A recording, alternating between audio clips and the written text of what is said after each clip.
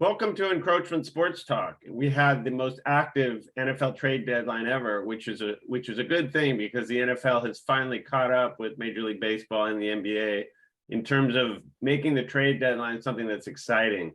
And I think we can sort of thank the LA Rams with the Von Miller. I think people saw the success that they had, and so I think it's starting a bit of a trend. So hopefully it is a trend because this year's trade deadline was super exciting. Bunch of trades, most trades ever being made at the deadline. So we're going to talk through who we thought were the winners and the losers from this year's from all the trades that went down. Jeff, what do you think? Well, Mark, you're right. There's a lot of moving parts, right? Especially this one. It kind of reminds me of the NBA with all the trades that happened over the course of the trade deadline. I love it. I'm going to start with the loser here, right? And no pun intended. I believe Green Bay Packers, the sputtering and spiraling Green Bay Packers, despite Aaron Rodgers' cries for more receiving help, the Packers, they did not make a single move of significance in the weeks leading up to the deadline or at the cutoff itself, despite so many potential pass catchers that were out there being dealt. They did not go all out, which I believe, right, it will make the relationship with Aaron Rodgers even more detrimental in the weeks and the months to come. I foresee this as being more toxic, the relationship that is.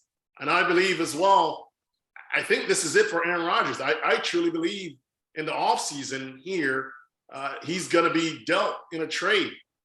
Because I'm looking at it from the perspective, right? Here you have a quarterback, Hall of Fame quarterback, that's talked about it publicly throughout the season that his receivers are young, they're just not good enough, they're inexperienced. And what did the front office do? They sat back and did nothing. Nothing, yeah. You know what I can tell you, Jeff? Receiving help is definitely on the way with the Packers. You want to know why I can say that? Go ahead. Have you looked at their second half schedule? Go ahead. I'm sorry. This schedule is brutal. They play the Cowboys, Titans, Eagles, Rams, Dolphins, and Vikings. Ooh, this wow. team is not going to win more than 5 games. They are going to have a top 6 pick, and receiving help is on the way next year. That's one way to look at it, for sure. Yeah. So, or a quarterback as well could be on the way. Yeah. Good call. So, Mark, Chris, I believe that the front office could have supported Aaron Rodgers. They could have made a big push for Cooks out there in Houston, Texas. But I couldn't agree more. I think that with a franchise quarterback like that, who's done so much for your franchise, you owe it to him to give him something. And I couldn't agree with your assessment that he's going to ask to be traded, and it's a bad situation for them. Yeah, I agree. It was a complete miss from my perspective, and I'm glad they missed it, frankly. maybe it's the front office intent not to do anything, and this will further divide and give them a way out. I don't know. I'm only speculating, but. Or they see the writing on the wall. They looked at their schedule and they said, we're not catching the Vikings. We're not doing any damage even with the receiver. So why jeopardize our future? Let's kind of lick our wounds and figure it out in the offseason. Yeah. Fair enough. The winner on my end, the San Francisco 49ers. Christian McCaffrey, oh my God, is already providing big dividends with a rushing, receiving, and passing touchdown over the past couple of weeks. And he only just arrived, right? Coach Kyle Shanahan, I believe, again, will get the best out of him. Jimmy Garoppolo isn't keen on pushing the ball downfield anymore. McCaffrey in that offense possessed an enormous problem for defenses in the short and intermediate passing game. Yards after the catch are the name of the game, right? Right, Chris? We call it Yeah. So in San Francisco, McCaffrey will deliver. The offense needed a jolt, and they got it with the addition of McCaffrey. And just look at it, right? We've been talking about Deebo Samuels over the past year, and how much have we called Deebo Samuel's name over the past 2 weeks? not a lot. And I got it. He's currently injured. But with that offense of Kittle, Debo, Ayuk, oh man, watch out. And their defense is getting healthy. It could be a disaster for the rest of the league. Yeah, what's great about the Niners offense having added McCaffrey is they can play both a ball control style, which is very conducive to the kind of defense they have, where you can keep the ball out of the opposing team's offense and then just rely on your defense. Yet they've got two super explosive guys in Debo and McCaffrey so they can play both ball control and kind of catch up like this, very explosive offense. So it's a really good call. Mark, can you imagine they go twin sets in the backfield? Debo on the right, McCaffrey on the left. Oh my goodness, that's a matchup nightmare. Can you only imagine being the linebacker saying, okay, who do I cover? Who do I cover? Who am I responsible for? Yeah, well, let's play devil's advocate. The elephant on the wall is what? What's the biggest risk to this trade? Garoppolo. Well, injury. Injury. This guy played what? 10 games over the past 2 years prior to this year. He's in it walking injury history, or injury risk. So that's the one thing. And then I kind of would like to have seen what the Niners team would have been had they not made the Trey Lance deal and given up 3 picks for a guy who's not even helping their team, and potentially not needed to then gut their future to get McCaffrey as well. So, I think they went a little bit all in. It's really a strange situation when you have a Super Bowl window and you go with the super raw young quarterback, and then on top of that, they're having to give away a lot of picks for McCaffrey. So they kind of are all in because they don't have much in the cupboard in the future. Yeah. Well, maybe they looked at the Rams and said, this is our year. The Rams are underperforming, so we'll see. Good call. Very good call in both of those. Awesome. You, Mark? Moving on. I know that Jeff wasn't going to say this in terms of his winner, but I got to go with the Miami Dolphins. The Miami Dolphins addressed 2 of their major weaknesses with 2 trades. And one of the trades is kind of under the radar, and I think it's a huge trade. But first off, Miami last year, their defense was predicated on having 2 pressing cover corners who then gave them the luxury of having these exotic blitz packages. This year, Byron Jones, one of those cover corners, has been out all year and he hasn't returned yet. And then they've also been a little beat up with other injuries to corners, as well as just losing Brandon Jones in the secondary. So they don't have the luxury of being able to blitz because their secondary doesn't give the kind of coverage they used to. So what that means is they need to get a 4-man rush, get pressure with their 4-man rush. And they've been 4th worst in the NFL at doing that. You had Bradley Chubb, who's got the 3rd best pressure rate of any defensive end behind Parsons and Myles Garrett this year, and add that to an emerging talent in Jalen Phillips, and we're suddenly going to start seeing Miami getting pressure with that 4-man rush. So, and then they turned around and extended Chubb for 5 years. So it wasn't just like a Von Miller situation where they're going just for this year, but they see him as a big piece of their future building. Secondly, the other thing that's really hampered, if you watch Miami Dolphin games, is Chase Edmonds has been an absolute drive killer for 2 reasons. He drops. But you liked him, Mark. Come on now. You liked him. I thought he won. He won. On, we can't let you off the hook yet. You can't just. Yeah. You got to call you out on that one. Chris, you see the look on my face? Yeah, I know. I was watching you. Jesus. He won the starting job coming out of preseason. That's it. You can't read too much into preseason. He won the starting job. Mostert, they didn't give him the carries to protect his health, and so I didn't see much of Mostert. But Mostert is an absolute beast. So it shows you it's not the line. Chase Edmonds is dropping every pass coming his way lately. I think he's in his head a bit, but he also, for whatever reason, isn't hitting the same holes and hitting holes with decisiveness and strength. He's too small of a back. So in comes Jeff Wilson, who's familiar with the Dolphins offensive system, having played with the Niners and with Mike McDaniel. So he's going to hit the ground running, and he's 20 pounds heavier.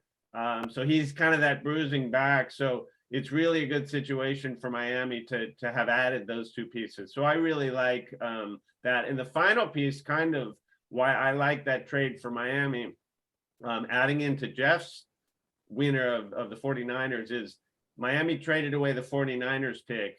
And the 49ers pick right now is probably sitting at 14, something like that. That's the high water mark for that, because that pick is dropping quickly, and I wouldn't, as a Dolphin fan, want to continue to root against the Niners. And so they kind of sold high on that pick as well. Yeah. Any thoughts, or did I just nail it with the Dolphins? No, well, except for Chase Edmonds, but we'll let you have it. I'll call a spade a spade. Well, Yeah. I have to say, I think a change of scenery will do good for him. He's not as bad of a running back as he showed in Miami. Chase Edmonds, fantasy wise, the last 5 weeks, 1, 3, 1, 2, 3. I didn't, but for the record, and I wish we had done a podcast on this, I said, he's the starter from Miami, worth a flyer, and I took him as my RB5. So if your fantasy season is predicated on your 5th round running back pick, you're in trouble anyway. Okay, well, yeah, we'll give you that out. But okay, so now pick the loser.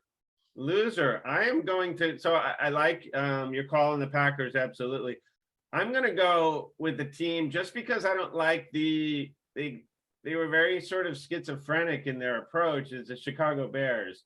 They give the signal that they're playing for the future by selling Roquan Smith and Quinn, their two strongest defenders. And then they turn around and trade for Chase Claypool. They give a 2nd round pick, which was his original draft round, for Chase Claypool. And they gave their pick. They gave their 2nd round pick, and the pick they acquired for Roquan Smith was the Ravens' 2nd round pick. And I don't think the Ravens are going to have a bad record this year if you've looked at their schedule. So I just don't get what the Bears are doing. I do get it from the perspective that they really want to see Justin Fields succeed, and he needs a better weapon, and Claypool will add that. But that's a bit of a price to pay for just, something that Fields has already shown he's starting to turn things around. So I just don't like Mark, that. I don't know how much or how high you are on Claypool, but obviously the Steelers were not. That's why they traded him, right? Yep. So when you look at Pickens, you have Deontay Johnson, and you have all those wide receivers. There's a reason why they're cut and sling and say, hey, we're going to part ways with this guy. Not because he's not good. It's just that he has not produced at the level at which he was drafted. So, no pun intended, I agree with you. I don't know what Chicago's doing, because there's an obvious reason why Pittsburgh is cut and sling low. Yeah, the Steelers are going to get a top 40 pick for that. So Chris, what are your thoughts?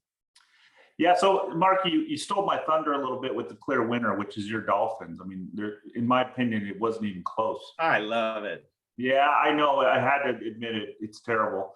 But to bring in a kind of Bradley Chubb mid-season, that's incredible. I mean, that just doesn't happen. I mean, he's a top 5 pass rusher. So to essentially bring in 6 sacks mid-season and then extend him, which, is a commitment long-term to him, I thought was great. And then Jeff Wilson is a explosive guy. As you know, as you said, he's familiar with San Francisco there in McDaniel. So I think it's a win-win-win for you folks and your team. And so that's my winner. And then Jeff, you're involved in my loser. There's actually 2 co-losers. So one of my losers is the Giants.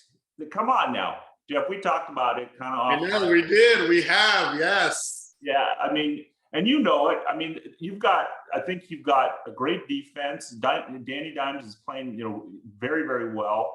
Your running game, obviously, with Saquon is strong. Your line is good. Your offensive line. You need a deep threat. And they were out there. They were out there to be had. I mean, we saw what happened to Claypool, so he was available. Brandon Cooks, you mentioned. I think there were a number of, and there were some rumors about Jerry Jeudy. So, and he would have been a good fit, I think. So I think the Giants missed an opportunity to add there. And Let me speak on the Giants' defense. Like if I'm no, playing, you gotta be if I- kidding me. Giants if I put on my GM hat for the Giants, and also this is a great chance to put a little knife into Jeff's back. But when you make a deadline deal, it needs to be one that gets you over the hump for that season, right? right. Now, what are the Giants trying to accomplish? Do you really think the Giants can win the Super Bowl even with the receiver? I mean, don't get me wrong. They are a great well, probably story. not. But can they go deep in? I mean, they're in a tough division, obviously, with Philly and Dallas. But can they go if they get the wild card? I mean, all bets are off. So can they go deep in the playoffs? Maybe. I mean, and it's a Danny Dimes confidence thing. You're committed to this kid. You're building a program. I mean, from my I perspective, don't know if they are committed to that kid. He's average. I mean, Jeff nailed it with his prediction of 2,500 yards on that. You guy. said I was crazy. You said I was a crazy man, and you both laughed. No, Jeff. Jeff. You knew the statement that I made that we're going to What go we said- conservative. What And we you know what? said. That's a different topic for a different day. Yeah, Don't but get me what started, we- Mark, because you both took stabs at me when I made those numbers, But and you said 2,500 yards. You are made that crazy. You made that statement in the context of saying that Danny Dimes was their future franchise quarterback, and we laughed. If your franchise quarterback is throwing 2,500 yards, you should find another franchise to root for. exactly. We can roll the tape on that one, Jeff. Hey, That's we're all right, gonna we- take We that. digress. You're right. I digress. I'm sorry. Out of character. Go ahead. I started So it all, anyway- and I apologize. Chris, you had another co-loser. Yeah, so my other co-loser was the Rams, the LA Rams, and I'll tell you why. They're sitting there. They're the main thing they're missing. The main ingredient for success is running back. They just don't have a consistent running game. And guess who's sitting out there? Kareem Hunt, perfect fit for that team.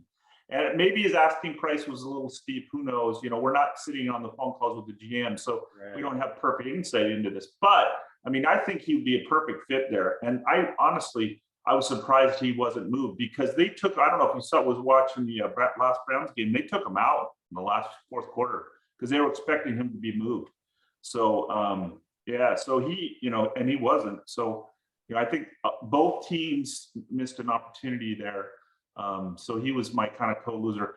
One last thing I'll say, because I did have a preface kind of to this whole, how active this whole trade deadline was. I thought it was great. It was great for the NFL. It's great for the fans. And I think, because remember in the not so old days, you had to wait for the draft and free agency to get any better significantly, right? Over the course of a year. So I love the fact that it was a little more active. So I love that Jerry Jeudy comment. I thought, and I was sold. I thought he would have been the perfect fit. Bring a little bit more speed, take the top off that defense, and open up the playbook, so to speak, for Danny Dimes to pick up his head and look further downfield instead of those quick 5-yard, 10-yard slant routes. And nothing against the Giants, but if your best receiver is Sterling Shepard, for God's sakes, help give me right. There is one player out there that can turn some of these losers into a possible winner for having been patient, and that's OBJ, right?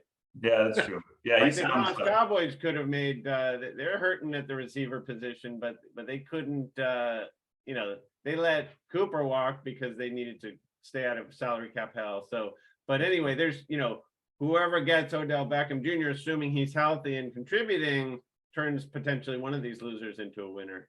Yeah, so maybe Jeff, you get OBJ back. Who knows? Hey, I'll take him. At this point, we'll take anything. I was going to say I might line up as a receiver for you.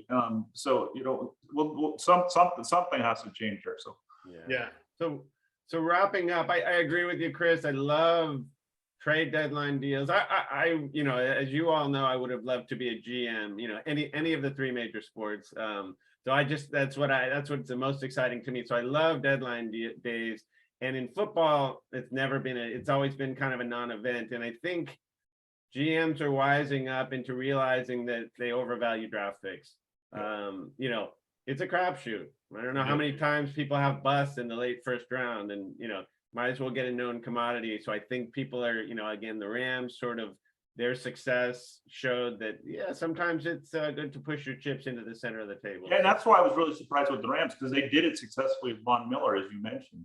And they had the perfect fit sitting out there with Kareem Hunt. So who knows? You know, so many factors go into those decisions. But Hey, Mark, I'm curious.